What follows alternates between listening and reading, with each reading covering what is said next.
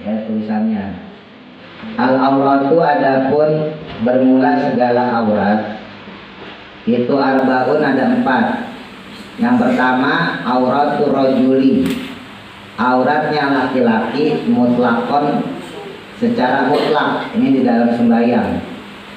Wal amati dan budak fi sholati di dalam sholat. Auratnya laki-laki sama budak itu mah bagian tubuh ya, anggota badan, baina surati antara pusar, warukbati dan dengkul. Ya, suratun pusar, rukbatun dengkul, rukbati dan lutut atau dengkul.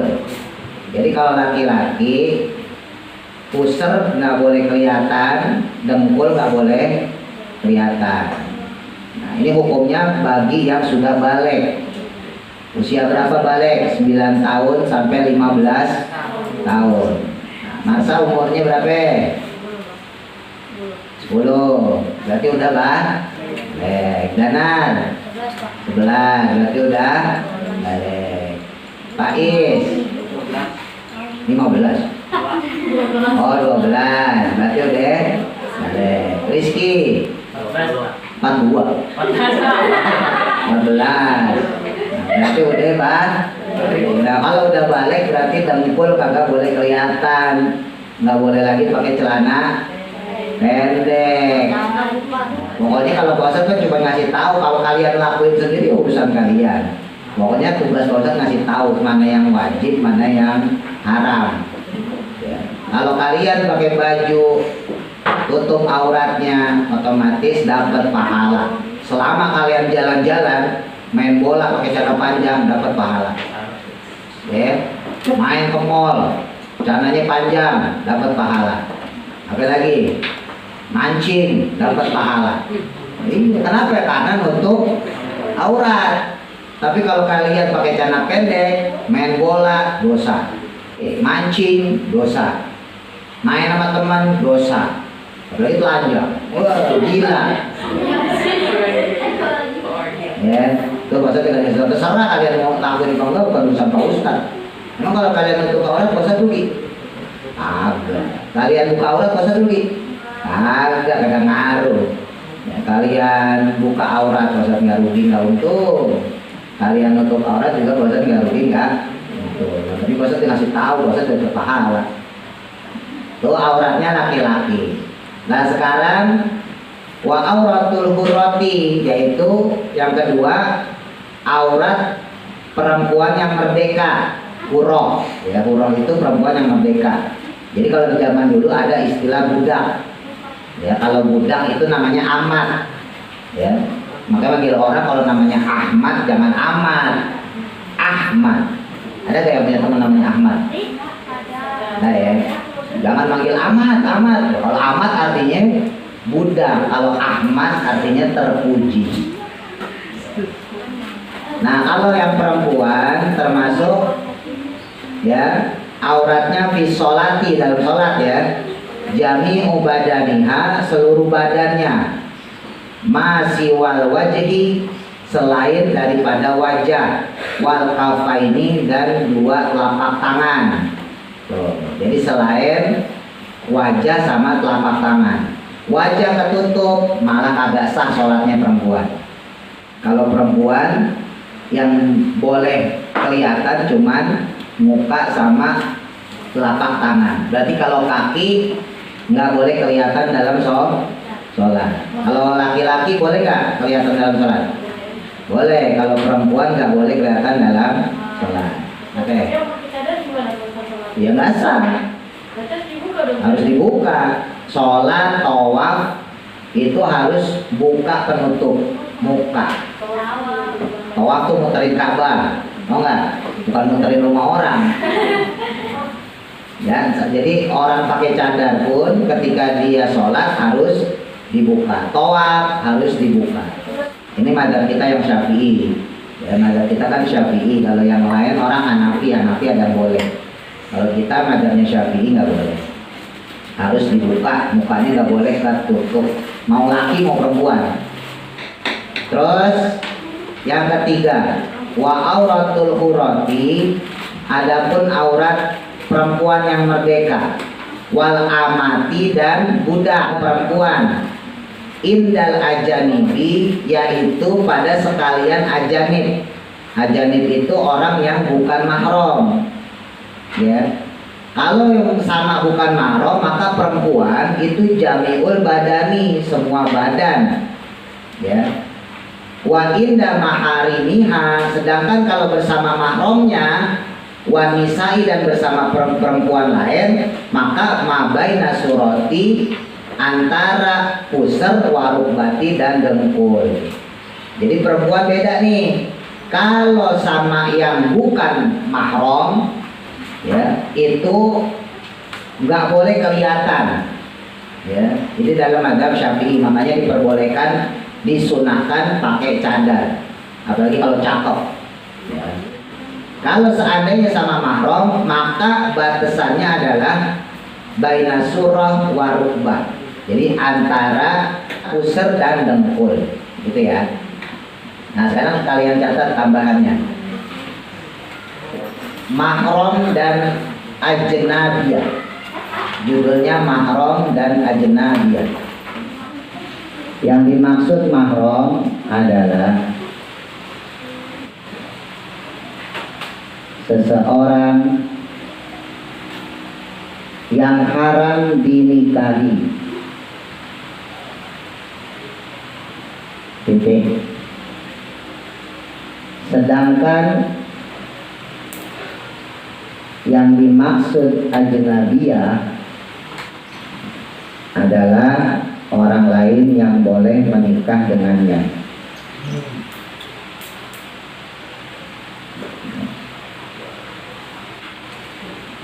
Titik bawahnya, mahram secara umum terbagi menjadi dua. Titik dua bawahnya, satu, mahram bin nikah, dalam kurung mahram dengan sebab pernikahan.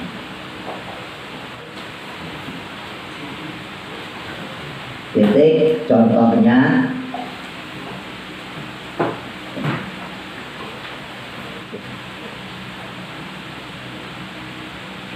bapak dan ibu mertua, koma, kakek nenek mertua, koma,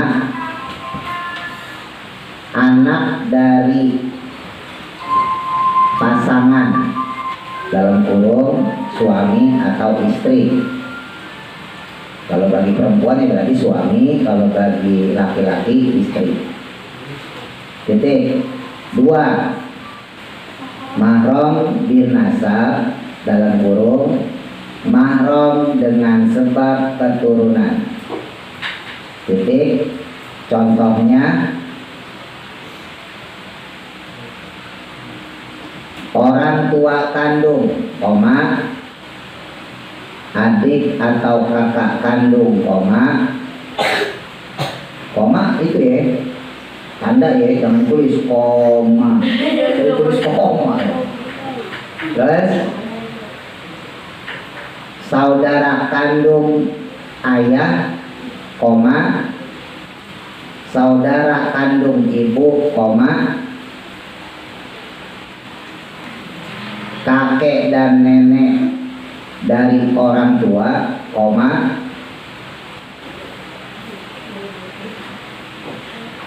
dan sebagainya, titik. Termasuk di dalam mahram bin nasab, yaitu seseorang yang menjadi saudara sepersusuan.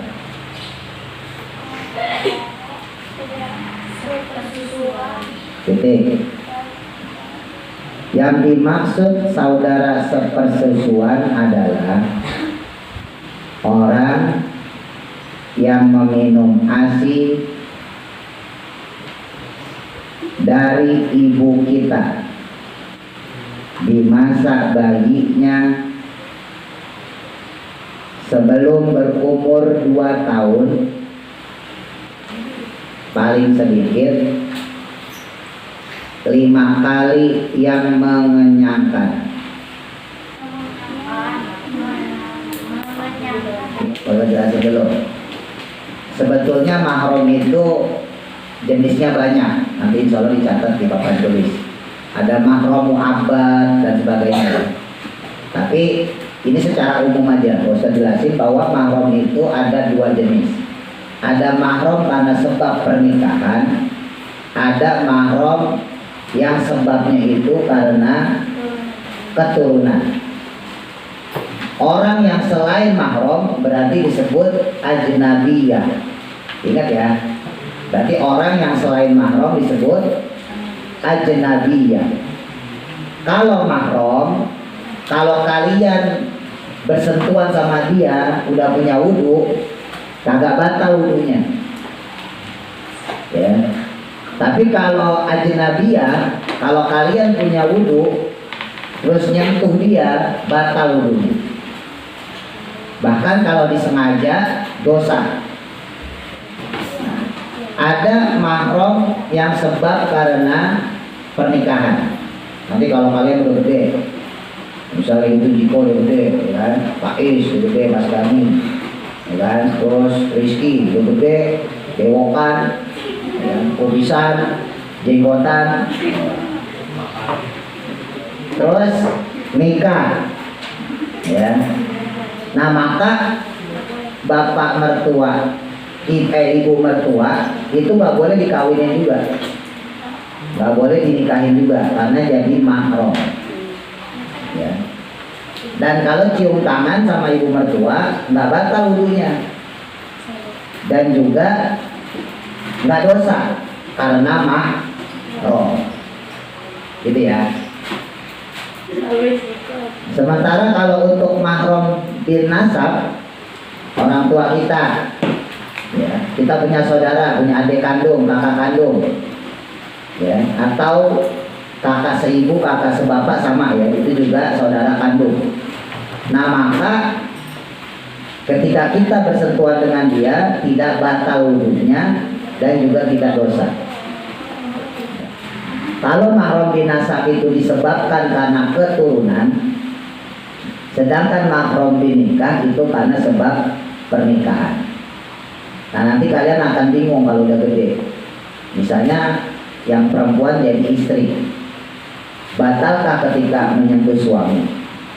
Atau yang laki-laki nanti udah jadi bapak-bapak, batal nggak kalau kita punya wudu bersentuhan sama istri? Nah coba, ada yang tahu nggak? Ada suami istri bersentuhan, batal nggak wudunya? Kalau batal kenapa? Kalau nggak batal kenapa? Kalau nggak batal kenapa? Udah mahram. Kalau mahram, mahramnya apa? Mahram binikah. Coba tadi disebutin nggak mahram binikah? Ada nggak mahram binikah?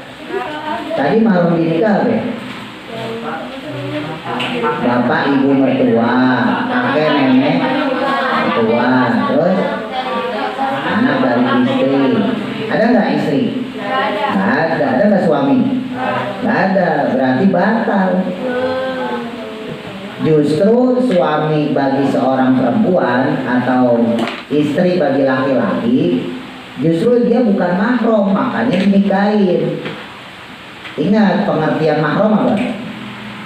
Seseorang yang haram dinikahin, ya enggak?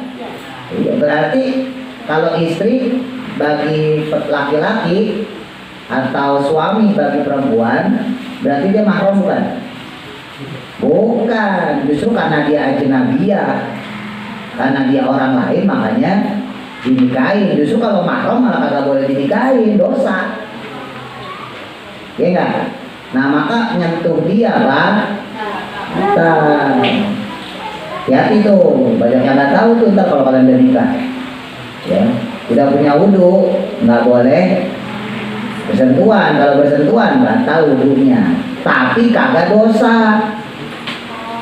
Kenapa nggak dosa? Laki-laki yang sudah menikah dengan seorang perempuan bersentuhan, kenapa nggak dosa? Nah, karena sudah suami istri. Beda kalau waktu dia belum suami istri. Sapna misalnya gitu, sama Pak Is misalnya gitu, sentuhan, salaman, dosa gitu ya. Nah jadi ada mahram di nikah, ada mahram di nasab. Nah termasuk di dalamnya nasab adalah sepersusuan. Jadi seandainya kita punya saudara atau punya orang lain, kita punya tetangga ya, misalnya gitu. Misalnya kita punya tetangga kita punya anak. Nah anaknya itu nyusu sama ibu kita, minum asinya ibu kita. Nah maka dia itu jadi mahram. Jadi kalau kita bersentuhan sama dia, kagak batal wudunya dan kagak dosa ya, karena mahram, haram dinikahin. Misal Manda punya tetangga misalnya Dimas. Nah Dimas itu kemudian nyusul sama ibunya Manda misalnya gitu. Nah maka Dimas sama Manda jadi mahram. Mahramnya itu karena sepersusuan, padahal beda orang tua. Beda. Kan orang tuanya beda, tapi karena dia sepersusuan, maka kalau udah gede Manda sama Dimas kagak boleh nikah. Karena dia satu susuan. Gitu. Paham gak nih? Nah, sekarang Ustaz nanya. Misalnya ada seorang suami sama istri. Kan tadi suami sama istri kalau bersentuhan batal ya? Batal nggak? Nah, tapi dosa nggak? Enggak. Nah sekarang seandainya si istri punya adik atau punya kakak, adiknya perempuan atau kakaknya perempuan. Nah suaminya dia salaman sama kakaknya dia ini atau adiknya dia ini yang perempuan, berarti ipar ya. Pertanyaannya batal nggak wudunya si suaminya ini?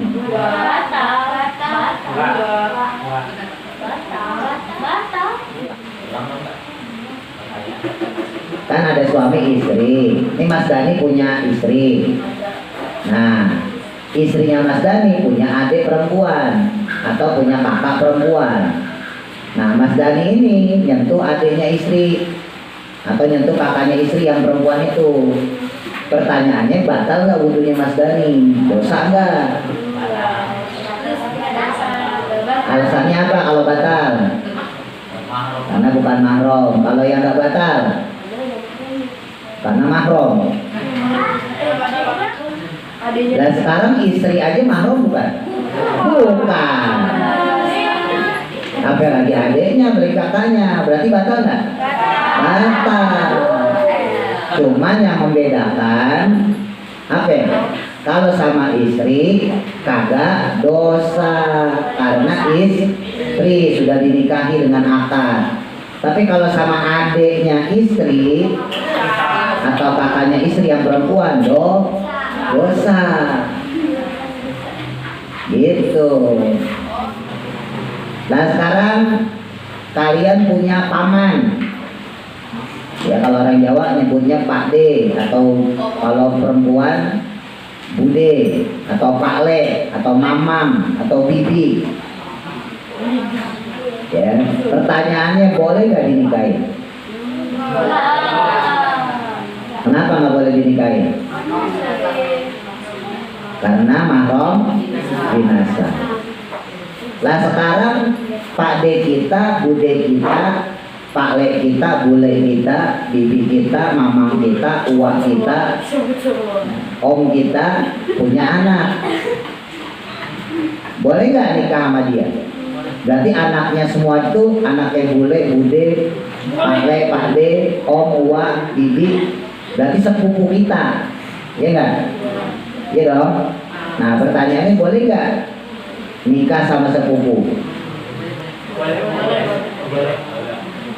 Pakai Rizky boleh kalau cakep.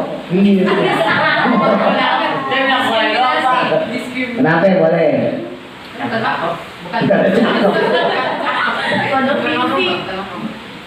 Karena bukan mahram, benar nggak? Disebutin nggak? Enggak, berarti mahram bukan? Bukan. Sepupu kita bukan mahram karena dia sudah boleh dinikahin, tapi nggak umum menikahi sepupu, karena biasanya kalau adat kita orang Indonesia itu masih nganggap saudara, ya kan? Saudara tuh, padahal sepupu kita itu sudah bisa membuat kita batal wudhu, gitu. Dan haram bersentuhan sama dia itu haram, gitu. Nah terus gimana? Ini Pak Ustadz kasih tips ya. Kalau misalnya kayak lebaran, ya kan, kalau lebaran kalian kan suka salaman sama temen. Nah ini kalau yang perempuan gampang. Kalau kalian pakai kerudung yang panjang. Ya, kalau nggak maksa sih kalau bisa jangan. Ya, jadi gini aja. Nah, yang laki juga gitu. Selamat lebaran ya, gitu. Maaf lahir batin ya, gitu. Amplopnya. Kalau sama yang udah tua nggak apa-apa. Sama yang tua misalnya laki-laki sama tetangga yang udah tua, ibu-ibu nggak apa-apa. Atau yang perempuan sama bapak-bapak yang tua nggak apa-apa. Nah ini maksudnya misalnya sama temen. Ya udah begini aja, ya kan? Nggak apa-apa kalau Dimas sama Rizky mah. Ya. Nah, kalau yang perempuan, kalau pas pakai kerudungnya panjang, seandainya dia maksa, ya udah pakai aja kerudung tutupin. Tangannya masukin ke dalam kerudung, makanya pakai kerudungnya yang panjang. Jadi diselipin ke situ. Nah, gitu. Nah, gitu ya, nggak apa-apa. Jadi yang kena kan apa ya, kerudungnya kan. Tapi kalau laki-laki usahain jangan. Belajar dari kecil, ntar kalau udah gede jadi biasa. Ya, jadi jangan dibiasain. Tambahan ya.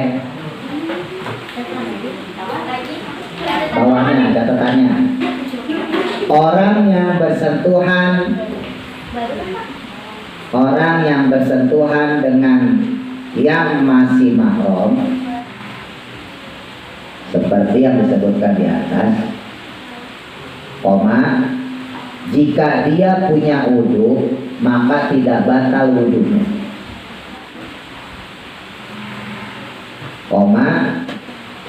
dan juga tidak berdosa jika bersentuhan dengannya. Titik kawannya. Sedangkan pada yang bukan mahram atau disebut juga ajnabiyah,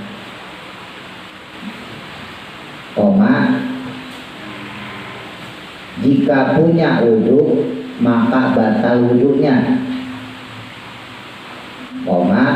dan juga berdosa. Titik bawahnya. Dalam madzhab Syafi'i, suami dan istri yang bersentuhan saat mereka berdua punya wudhu atau salah satunya punya wudhu, maka batal wudhunya, namun tidak berdosa, karena sudah dihalalkan dengan pernikahan. Titik. Sedangkan adik atau kakak ipar tetap menyebabkan batal wudhu jika menyentuhnya secara langsung,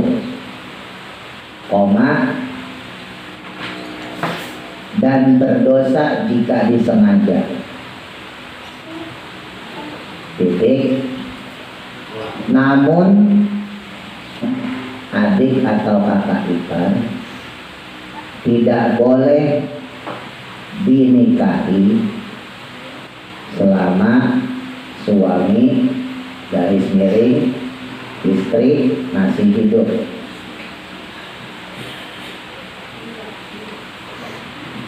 Koma, hal ini dinamakan mahram lil jam'i.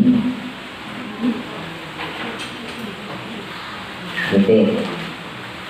Jadi adik ipar, kakak ipar nggak boleh dikawinin kecuali kalau misalnya perempuan suaminya sudah meninggal. Kalau laki-laki istrinya sudah meninggal. Jadi nggak boleh dikumpulkan jadi satu. Adiknya dikawinin, kakaknya dikawinin. Nggak boleh. Jadi kalau adiknya udah meninggal baru boleh nikahin kakaknya. Atau sebaliknya kakaknya udah meninggal baru nikahin adiknya. Itu ya.